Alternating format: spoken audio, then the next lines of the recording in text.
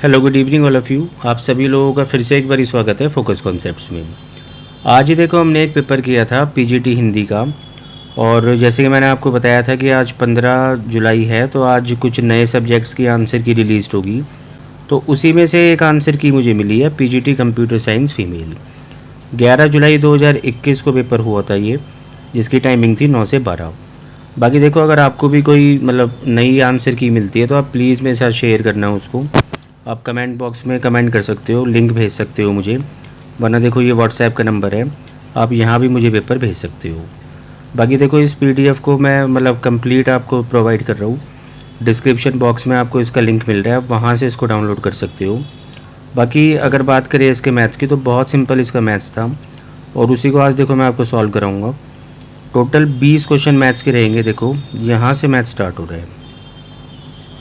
पहला क्वेश्चन देखो आपको नज़र आ रहा है, पी रेशियो क्यू आपको दे रखा है 3:2, और एक बहुत सिंपल सी वैल्यू हमसे पूछी जा रही है कि p प्लस क्यू का p माइनस क्यू के साथ क्या रेशियो होगा। अब जैसे कि भाई p प्लस क्यू आपको नज़र आ रहा होगा 5 होगा, और p माइनस क्यू यानी 3 - 2 1 होगा। तो आंसर इस क्वेश्चन का रहेगा 5:1।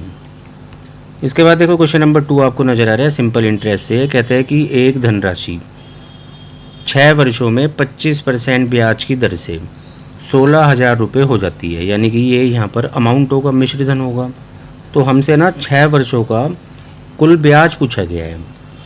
तो देखो, वैसे तो इसको बहुत सारे तरीके हैं करने के, आप प्रिंसिपल को 100 भी मान सकते हो, बट मैं उससे अच्छा तरीका आपको बता रहा हूँ।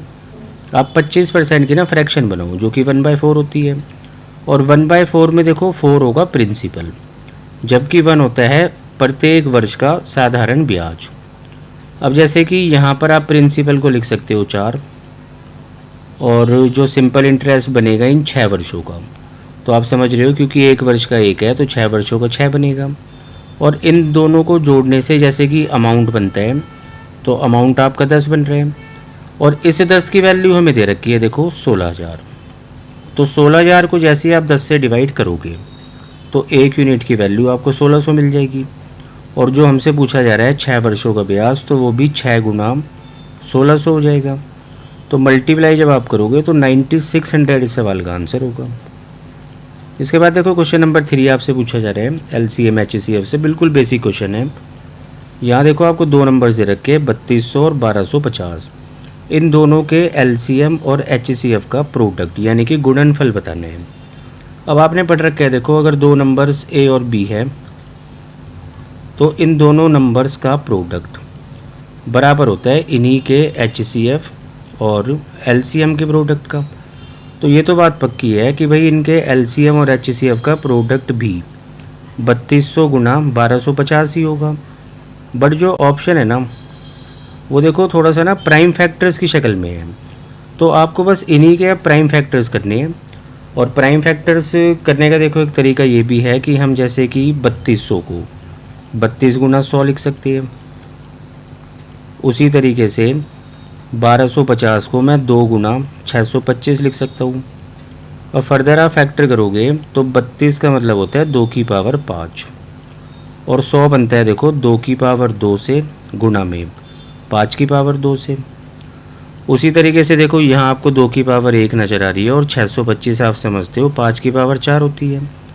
तो देखो 2 ही प्राइम नंबर्स यहाँ नज़र आ रहे हैं, या तो 2 या 5। तो आप 2 की जितनी भी पावर्स हैं ना सबको जोड़ लो, 5 और 2 7 और 1 8। उसी तरीके से 5 की भी सभी पावर्स को जोड़ लो, 2 और 4 6।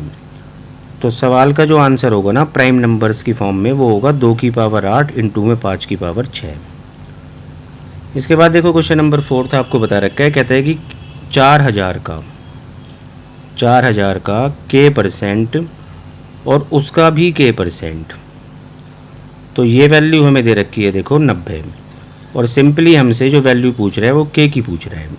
तो देखो 2 और 1 3 0 आप यहाँ से कैंसिल आउट कर दो, बाकी 2 से नंबर 2 बारी कटता है और ये 5 बारी कटता है। 2 से आप इसको 45 बारी काट लो, तो के स्क्वायर जो आपको मिलेगा ना देखो, वो आपको मिलेगा 45 गुना 5 यानी कि 225। और आप समझ रहे हो कि 225 जो होता है ना 15 का स्क्वायर होता है, तो के की वैल्यू होगी 15। इसके बाद देखो क्वेश्चन नंबर 5 आपको नज़र आ रहा है। कहते हैं कि एक बैग में 1 रुपये के सिक्के हैं, 50 पैसे के सिक्के हैं और 25 पैसे के सिक्के हैं। बाकी इनका जो अमाउंट बन रहा है ना, अमाउंट का मतलब इनसे जो पैसा बना है तो उसका रेशियो में दे रखा है। देखो वो रेशियो है 5:2:3 और इसके अलावा हमें इस बैग में टोटल नंबर ऑफ सिक्के दे रखे हैं 420। तो हमसे पूछा जा रहा है कि टोटल इस बैग में कितना, मतलब जो कॉइन्स है उनसे कितना पैसा बन रहा है। अब देखो जल्दबाजी में आप ये मत कर देना कि 5 और 2 7 और 3 10 की ये वैल्यू है, क्योंकि ये नंबर ऑफ कॉइन्स है और ये पैसा है। आपको पहले क्या करना होगा, कॉइन्स का रेशियो बनाना होगा। अब कॉइन्स का रेशियो बनाना बिल्कुल आसान है। जैसे कि आप ऐसे समझो कि 5 रुपये बन रखे 1 रुपये वाले सिक्के से, तो आप बोलोगे सिक्के भी 5 ही होने चाहिए। यहाँ देखो 2 रुपये बने हुए बट 50 पैसे के सिक्कों से, तो 4 सिक्के होने चाहिए तभी 2 रुपये बनेंगे। और 25 पैसे के कितने सिक्के हम ले ताकि 3 रुपये बन जाए, तो 1 रुपये में 4 होते हैं, 3 रुपये में 12 होंगे। अब ये कॉइन्स का रेशियो है। अब आप इसको टोटल कर सकते हो कि भाई 5 और 4 9 और 12 21, लेकिन 21 की वैल्यू 420 है। तो 420 को जब आप 21 से डिवाइड करोगे तो 1 यूनिट की वैल्यू ना 20 मिल जाएगी। अब टोटल पैसा हमसे पूछा जा रहा है। देखो ये पैसा है 5 और 2 7 और 3 10, लेकिन 10 यूनिट की ना वैल्यू होगी 10 गुना 20। तो आंसर इस क्वेश्चन का रहेगा 200 रुपये इस बैग में है। इसके बाद देखो क्वेश्चन नंबर 6 आपको नज़र आ रहा है और यहाँ पर आपको क्या बता रखा है कि एक परिवार जो 6 आर्टिकल्स पर पैसा खर्च करता है वो आपको परसेंटेज में दे रखा है। और इसके अलावा सीधा चलते हैं क्या पूछा है। तो यहाँ देखो पूछा ये है कि हमें 2 स्टेटमेंट्स दे रखी है और इनको हमें चेक करना है कि इनमें से कौन सी स्टेटमेंट ठीक है। अब पहली स्टेटमेंट में कहते हैं कि भाई जो सेंट्रल एंगल बनेगा यानी कि केंद्रीय कोण ए और सी से, तो वो 126 डिग्री बनेगा। तो ये आपको चेक करना होगा कि क्या ये 126 ही बन रहा है क्या। अब कैसे चेक करना है, देखो मैं आपको एक सिंपल तरीका बताता हूँ। अभी ये जो डाटा आपको दिखा रखा है ना, ये परसेंटेज में दिखा रखा है, यानी कि ये 100% है। और यही डाटा अगर आपको डिग्री में दिखाना है ना, तो कंप्लीट जो वैल्यू होती है डिग्री में वो 360 डिग्री होती है। जैसे मान लो मैं आपसे कहूँ कि इस डी को बताओ डिग्री में ये कितनी जगह लेगा, मतलब कितना डिग्री लेगा, तो आप सिंपली ना 360 का 30% निकाल दो और कैलकुलेट आप करोगे तो आप बोलोगे 108 डिग्री लेगा। तो उसी तरीके से हमें चेक ये करना है कि ए और सी जिनको जोड़ने से 35% बन रहे हैं, तो 360 का बस आपको 35% निकालना है और चेक करना है कि क्या ये 126 डिग्री है क्या। तो देखो एक एक ज़ीरो यहाँ से कैंसिल आउट हुई, 5 से आप 7 बारी कटोगे, 5 से 2 बारी कटेगा, 2 से 18 बारी कटेगा और 18 गुना 7 126 ही होता है, यानी पहली स्टेटमेंट तो ठीक है। अब हमें चेक करना है सेकंड स्टेटमेंट को। तो सेकंड स्टेटमेंट में कहता है भाई अगर ई पर हमने 13,200 रुपये खर्च किए हैं, जबकि आपको नज़र आ रहा होगा ई पर आपने 11% खर्च किया है, तो ये आपसे पूछ रहा है कि मतलब बी और एफ़ पर, देखो बी और एफ़ 24% बना रही है, तो 24% क्या 28800 बनाता है क्या। तो इसको देखो आप बहुत आसानी से चेक कर सकते हो। जैसे कि ये 11 से एक बारी घटा और 11 से यहाँ आपको काट कर 1200 मिल रहा है, तो 1% की वैल्यू देखो आपको 1200 मिल रही है और 24% की वैल्यू निकालने के लिए आप 24 से मल्टीप्लाई कर दो और मल्टीप्लाई जब आप करोगे ना तो इतना मिल भी रहा है। तो इसका मतलब है फर्स्ट और सेकंड दोनों की दोनों स्टेटमेंट ठीक है। इसके बाद देखो क्वेश्चन नंबर 7 आपको नज़र आ रहा है प्रॉफिट एंड लॉस का। बहुत सिंपल क्वेश्चन है। कहते हैं 3,000 रुपये में जब हमने बेचा किसी आर्टिकल को तो 25% का लॉस हुआ। अब 25% का क्या मतलब है कि अगर हम फ्रैक्शन से चले तो इसकी फ्रैक्शन 1/4 होती है। तो आप बोलोगे अगर CP हम 4 ले लें तो 1 का लॉस हुआ है, यानी 3 में बेचा होगा, जबकि बेचा 3,000 में है, तो 3 ज़ीरो यहाँ लगा देते हैं और साथ साथ 3 ज़ीरो यहाँ भी लगा देते हैं। तो CP आपको पता चल गया 4,000 रुपये। अब आपको ना 15% प्रॉफिट कमाना है। अच्छा 4,000 का अगर मैं आपसे 10% पूछूं तो आप समझ रहे हो, बस एक ज़ीरो को हटा देना है, 400 होगा और 5% तो इसका भी आधा होगा यानी 200। तो 15% देखो हमने इसका निकाल लिया 600 रुपये होता है। और सेलिंग प्राइस बनाने के लिए प्रॉफिट को जोड़ना होता है सीपी में। तो 4600 रुपये में आपको बेचना होगा, यही इस सवाल का आंसर है। इसके बाद देखो क्वेश्चन नंबर 8 आपको नज़र आ रहा है। एक नंबर आपको दे रखा है 1n3n। कहता है ये नंबर 11 से डिविजिबल है। आपको पता है भाई 11 के टेस्ट में क्या होता है कि हमें एक एक छोड़ कर ना डिजिट्स को जोड़ना होता है। जैसे कि n और n को आप जोड़ोगे 2n बनेगा, 1 और 3 को आप जोड़ोगे 4 बनेगा। और इनका अंतर ना या तो 0 बनना चाहिए या 11 के टेबल में आने वाला कोई भी नंबर।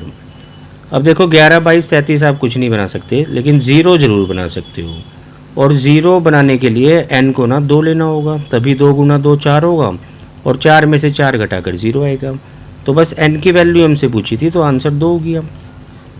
इसके बाद देखो क्वेश्चन नंबर 9 आपको नज़र आ रहा है।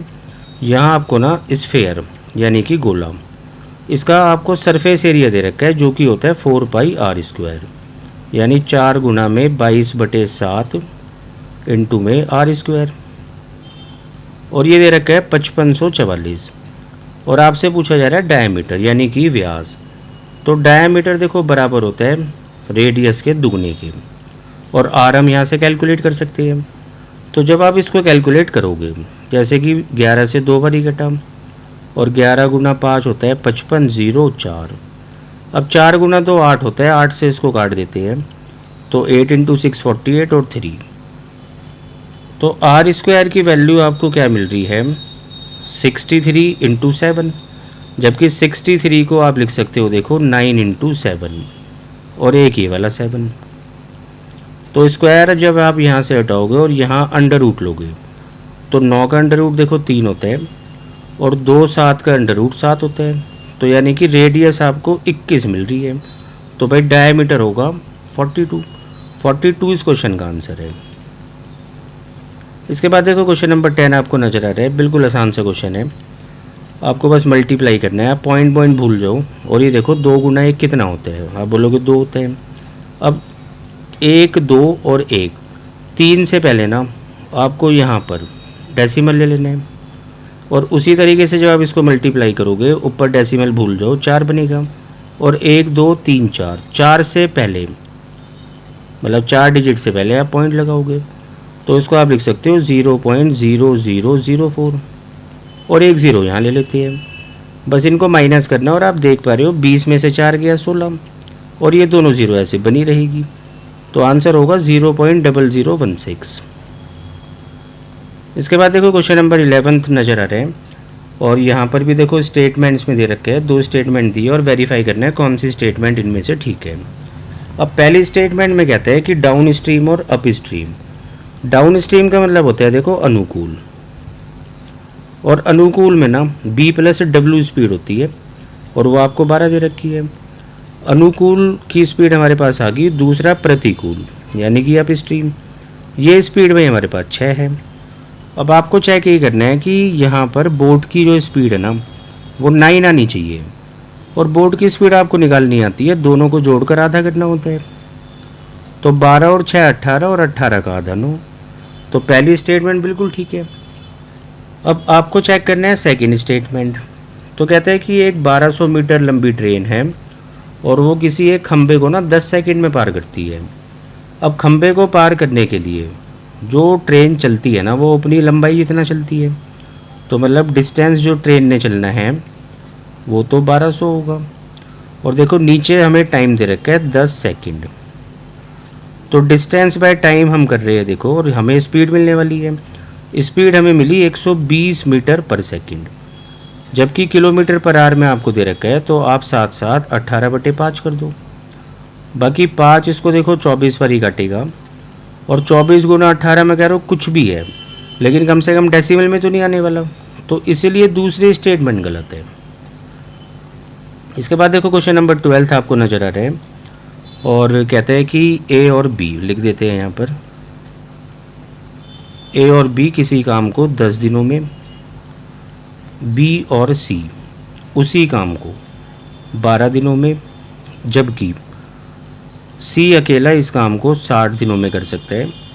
जब आप इन तीनों नंबर्स का एलसीएम लोगे, टोटल वर्क बनाओगे, तो 60 बनेगा।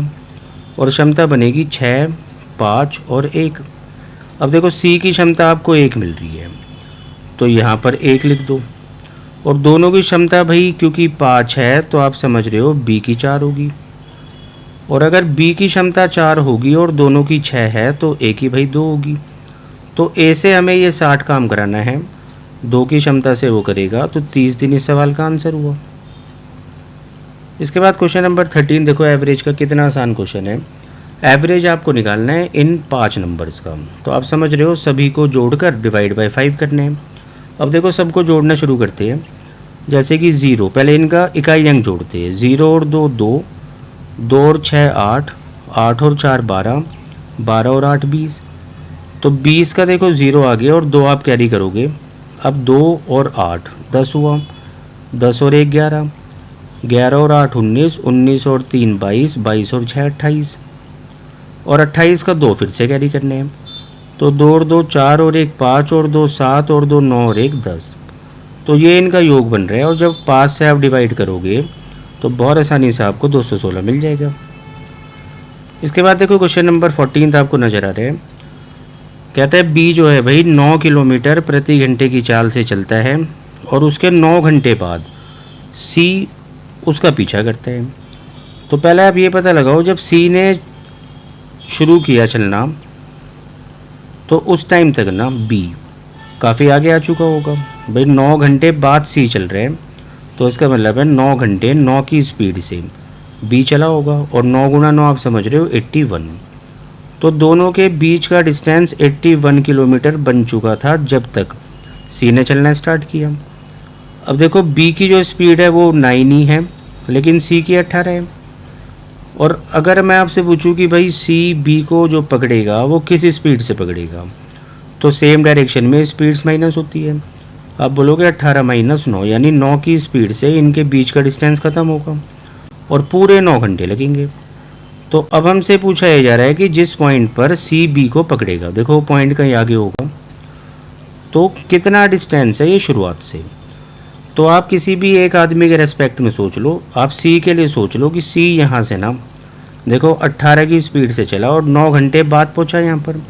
तो बस 18 की स्पीड से, यानी कि स्पीड 18 और टाइम 9, तो डिस्टेंस दोनों को मल्टीप्लाई करने से आता है, तो आपको मिलेगा 162 किलोमीटर। इसके बाद देखो क्वेश्चन नंबर 15 आपको नज़र आ रहा है।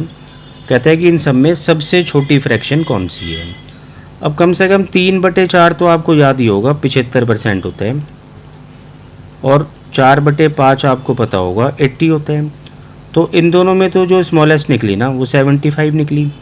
तो कहने का मतलब क्या है कि इसको तो कंपेयर करना ही नहीं है। अब जैसे मान लो आप 3/4 और 5/12 में कंपैरिजन करना चाहते हो, तो आप दोनों की डिनोमिनेटर सेम बना लो, मतलब 12 बना लो इसको। और अब आप देख पा रहे हो यहाँ बना आपका 9/12 और ये बना 5/12। तो इसका मतलब है कि ये छोटा रहेगा, इसको भी काट दो। और अब बिल्कुल जो फाइनल मैच है ना वो इन दोनों के बीच में है, 5/12 और 6/13। तो एलसीएम लेना, देखो अगर थोड़ा सा आपको टिपिकल लग रहा है तो आप ऐसे क्रॉस मल्टीप्लाई भी कर सकते हो। तो 13 गुना 5 आप समझ रहे हो 65 होता है, जबकि 12 गुना 6 72 होता है। तो यानी कि यही स्मॉलेस्ट है। तो बस 5/12 यहाँ पर सबसे स्मॉलेस्ट है। इसके बाद देखो क्वेश्चन नंबर 16 आपको नज़र आ रहा है।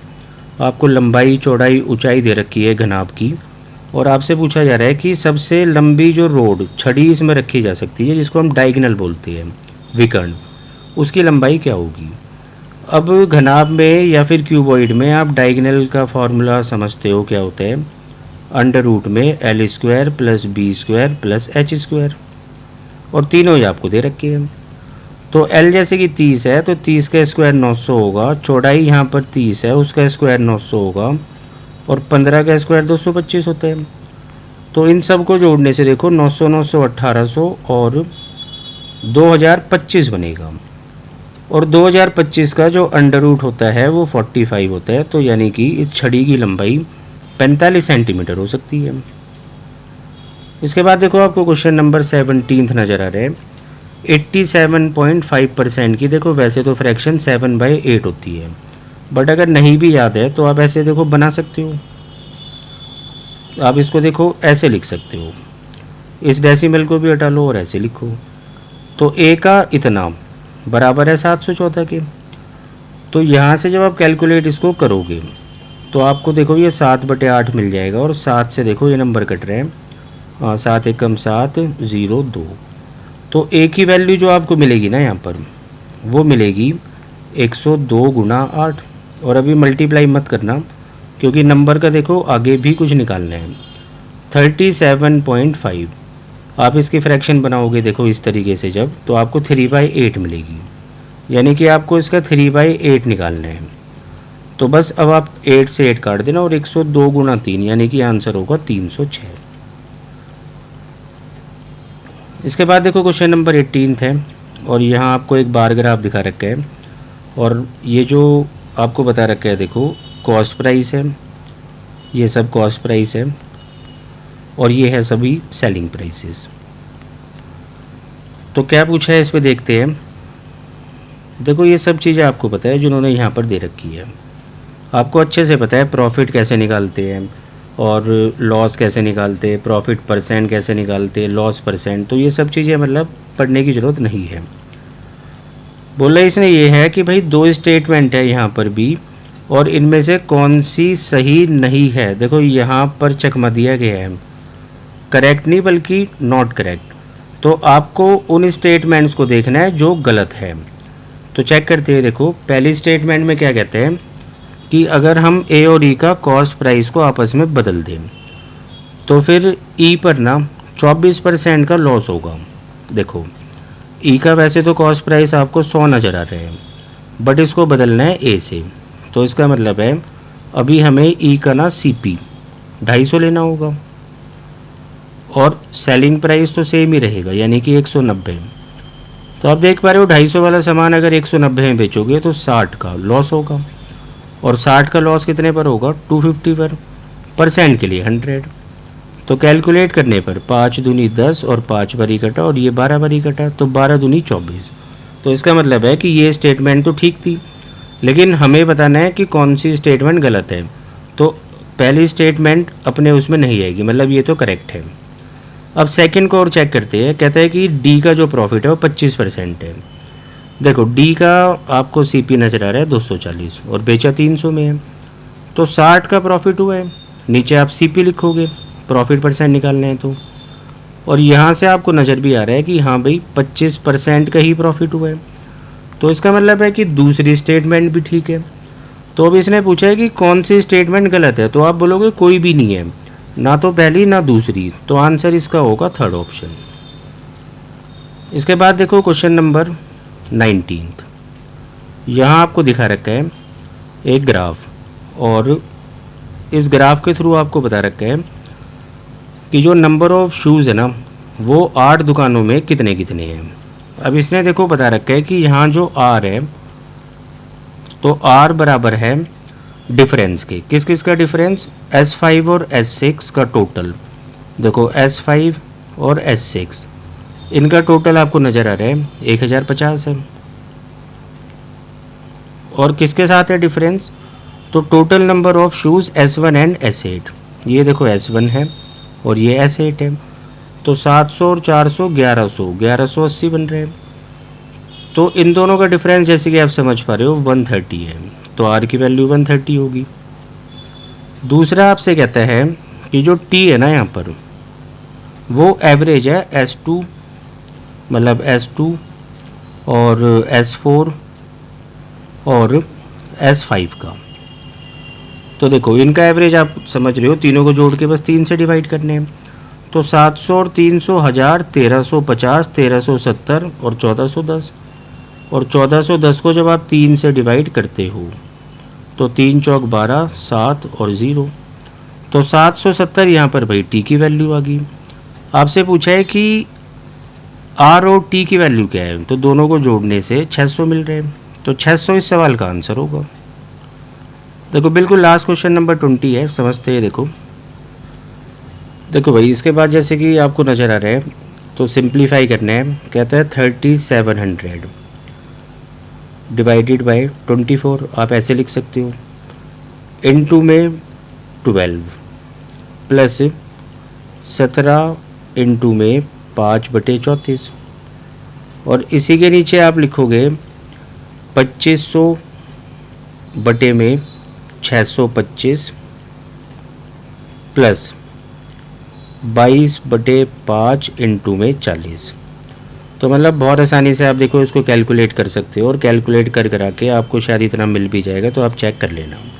बाकी यहाँ ये पेपर देखो ख़त्म होते हैं, और जल्द मिलते हैं नई आंसर की के साथ। और अगर आपको कोई आंसर की मिलती है तो प्लीज़ आप मुझे सेंड करना। Thank you.